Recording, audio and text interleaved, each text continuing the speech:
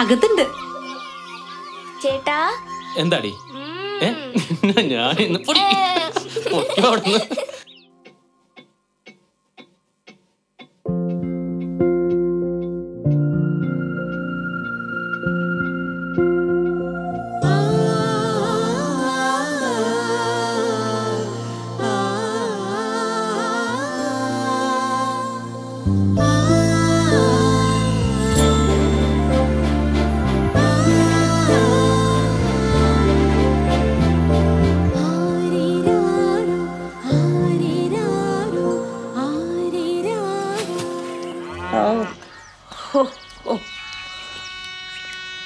എവിടേക്കാണാവോ? ആശുപത്രിക്കാ, പരിശോധനയ്ക്ക്.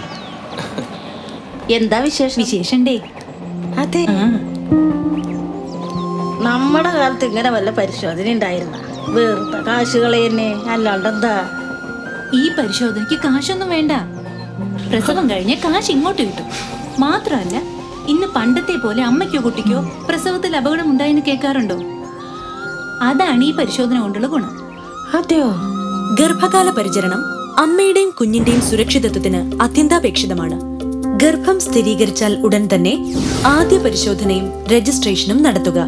ഇതിനായി junior public health നഴ്സിന്റെ സേവനം വിനിയോഗിക്കുക. TT കുത്തിവയ്പ് എടുക്കുക. ഗർഭകാലത്ത് കുറഞ്ഞത് 5 തവണയെങ്കിലും വിവിധ പരിശോധനകൾ നടത്തേണ്ടതാണ്. ഗർഭിണികളിലെ വിളർച്ചയാണ് അമ്മമാരുടെ മരണത്തിന് ഒരു കാരണം. വിളർച്ച തടയുന്നതിന് ഗർഭിണികൾ ഇരുമ്പ് സത്ത് ഗുളികകൾ കഴിക്കേണ്ടതാണ്.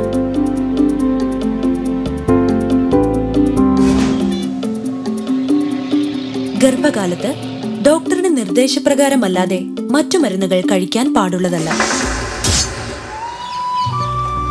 ഗർഭിണികൾ ഇലക്കറികൾ, പച്ചക്കറികൾ, പരിപ്പുവർഗ്ഗങ്ങൾ, പഴവർഗ്ഗങ്ങൾ എന്നിവ കഴിക്കേണ്ടതാണ്. അതാതു കാലങ്ങളിൽ തന്റെ ചുറ്റുപാടുകളിൽ നിന്നു തന്നെ ലഭ്യമായ പച്ചക്കറികൾ ഉപയോഗിക്കുന്നതാണ് ഉത്തമം.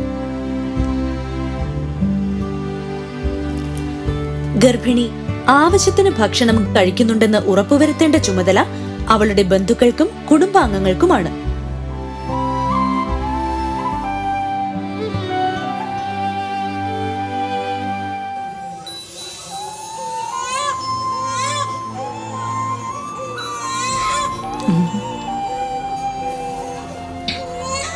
ലക്ഷ്മിയുടെ കൂട്ടുള്ളതാരാ?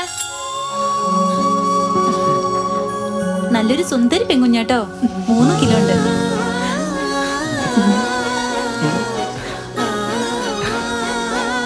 പേടിക്കണ്ട, സുഖപ്രസവായിരുന്നു.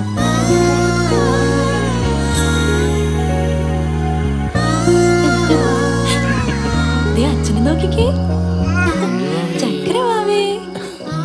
അച്ഛന്റെ മോളെ അമ്മയുടെ മുത്തേ വാവേ.